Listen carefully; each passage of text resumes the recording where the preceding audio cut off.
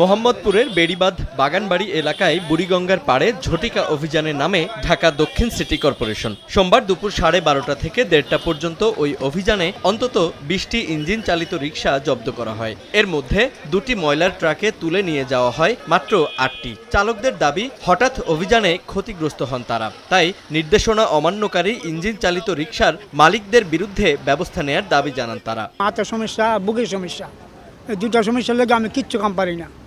আমার 5টা মানুষ খাওয়াইয়া, 3টা মায়া 2টা পোলা, এইটার উপরে চলে। এই গাড়ি ব্যাটারি কিনছি ধরে নাই, এই গাড়িগুলো সব পাঁচ আলদালতে বিক্রি হয়, ওদেরকে তো ধরা হয় না।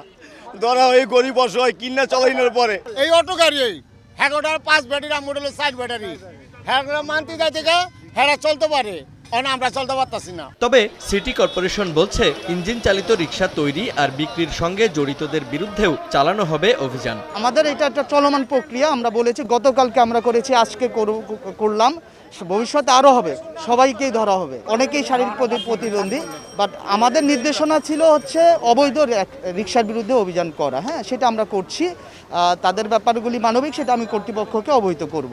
যদিও এই অভিযান চলা অবস্থায় পাশের প্রায় প্রতিটি সড়ক আর অলিগলিতে দেদারসে চলাচল করছে ইঞ্জিন চালিত রিকশা। জুবায়ের ফয়সাল, সময় সংবাদ, ঢাকা।